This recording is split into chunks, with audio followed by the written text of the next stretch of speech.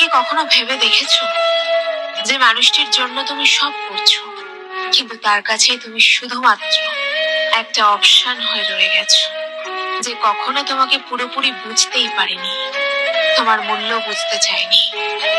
তুমি যা দিয়েছো তার থেকেও বেশি সে চেয়েছে, কিন্তু কখনো নিজেকে তোমার জন্য উজাড় করে দেয়নি। এখন ভাবো, তোমার সত্যি সেই মানুষটাকে দরকার যে তোমার অভাবে রাতে ঘুমোতে পারে না, নাকি সেই মানুষটাকে যার কাছে তুমি শুধুমাত্র একটা প্রয়োজন? এর চেয়ে বেশি আর কিচ্ছু না।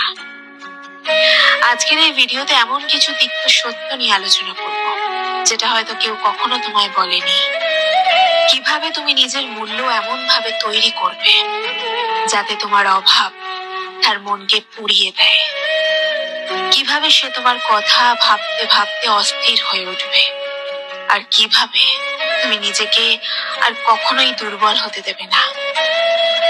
যদি তুমি সত্যি প্রস্তুত হও নিজেকে বদলাতে, যদি তুমি চাও সেই মানুষটা দিন রাত শুধু তোমাকেই মনে রাখুক, তাহলে এই ভিডিওটা শেষ পর্যন্ত দেখো, কারণ এখানে কোনো অজুহাত নেই।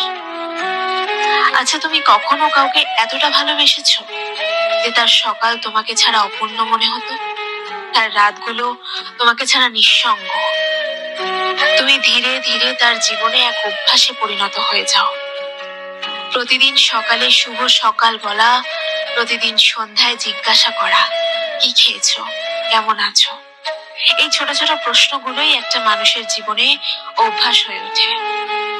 আর যখনই তুমি ওই সবকিছু দেওয়া বন্ধ করে দাও, তখন সামনে থাকা মানুষটা, সেই সামনে থাকা মানুষের আত্মায় নেমে ওঠে একটা নিস্তব্ধতা।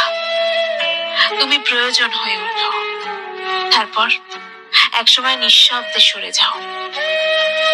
কারোর জন্য এতটা করে দাও যে সে তোমার উপস্থিতিকে নিঃশ্বাসের মতো নিতে শুরু করে।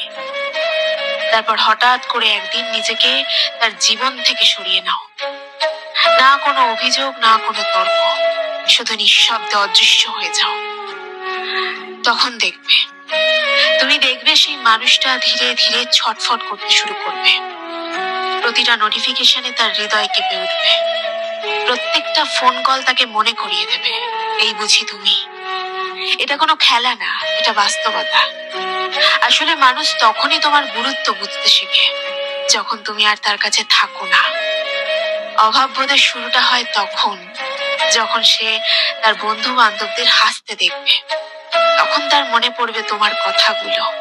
যখন সে কোনো গানে ডুবে যাবে, তখন তার মনে ঘুরবে শুধুমাত্র তোমার স্মৃতিগুলো। আর যখন সে একা থাকবে, তখনই সবচেয়ে বেশি কষ্ট দেবে তোমার অনুপস্থিতি। আর এখান থেকেই শুরু হয় সেই অস্থিরতা, যার কোনো চিকিৎসা নেই। কাউকে তোমার অভাব বুঝিয়ে দেওয়ার সবচেয়ে শক্তিশালী উপায় কি জানো? দূরত্ব। যখন আমরা কাউকে সবসময় নিজের মধ্যে ডুবিয়ে রাখি, তখন সে ভাবতে শুরু করে তুমি তো আছোই সব সময় সব জায়গায়। কিন্তু যখন তুমি হঠাৎ করেই চুপ করে যাও, তখন নীরবতায় কথা বলতে শুরু করে। আর সেখান থেকেই শুরু হয় তার উপলব্ধি, তার নিজের কাছে প্রশ্ন করা, আমি কি হারিয়ে ফেলেছি তাকে? তোমার নীরবতা তার অস্থিরতায় পরিণত হয়ে যায়। যে মানুষটা আগে দিনে 10 বার তোমার সাথে কথা বলতো, সে এখন তোমার একটা হোয়াটসঅ্যাপ বা ইনস্টাতে সিন দেখার জন্যও অপেক্ষা করে। যে আগে তোমার সঙ্গে সবকিছু শেয়ার করত, সে এখন শূন্যতায় নিজেকে প্রশ্ন করে। তুমি যখন ছিলে তখন সে তোমার মূল্য বোঝেনি, এখন তুমি নেই, সে প্রতিটা মুহূর্ত অনুভব করছে যখন তুমি তাকে সময় দিতে। সম্পর্কের সবচেয়ে বিপজ্জনক জায়গাটা হলো অতিরিক্ত সহজলভ্যতা। আসলে তুমি যদি সবসময় তার জন্য থাকো, সে সেটাকে অভ্যাসে পরিণত করে নেয়। তারপর সেই অভ্যাসটাকে মনে করে প্রয়োজন, আর সেই প্রয়োজনটাকে ভাবতে শুরু করে অধিকার। মনোবিজ্ঞানীরা তাই বলেন, তোমার আবেগ নিয়ন্ত্রণে রাখো। তুমি যদি সব সময় কাউকে পাওয়ার জন্য নিজেকে সহজ করে দাও, সে কখনোই তোমাকে মিস করবে না। কখনো কখনো দূরে সরে যাওয়াটাই ভালোবাসার সবচেয়ে গভীর স্ফুলিঙ্গ হয়ে ওঠে। যখন তুমি দূরত্ব তৈরি করো, তখন সামনের মানুষটা ভাবতে শুরু করে, তাহলে আমাকে আর তার প্রয়োজন নেই। এই প্রশ্নটাই ধীরে ধীরে তাকে ভেতর থেকে খেয়ে ফেলতে থাকে। সে তোমার পুরনো মেসেজ পড়ে, পুরনো চ্যাটে তোমার হাসি খোঁজে।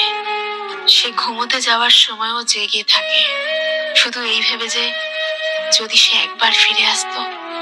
কিন্তু তুমি আর ফেরো না, কারণ এখন তুমি স্ট্রং হয়ে গেছো। এখন তুমি নিজের মূল্য জানো। তুমি জানো কেউ তোমার গুরুত্ব তখনই বুঝবে যখন তুমি কিছুটা নিজেকে দূরে সরিয়ে নেবে। তাহলে এখন কি করতে হবে? প্রথম পয়েন্ট, সবকিছু একসাথে একেবারে দিও না।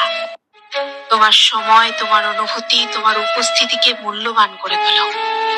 দ্বিতীয় পয়েন্ট, যখন তুমি দেখো যে কেউ তোমাকে হালকা ভাবে নিচ্ছে বা বার্তা দিচ্ছে না, তখন ধীরে ধীরে একটু দূরত্ব তৈরি করো। তারপর দেখো কিভাবে তার গোটা জগৎ কেঁপে ওঠে। তোমাকে কাউকে আঘাত করতে হবে না, তোমাকে শুধু তাকে তার বাস্তবতাটা দেখাতে হবে, যে তোমাকে ছাড়া তার পৃথিবীটা কতটা নিঃসঙ্গ।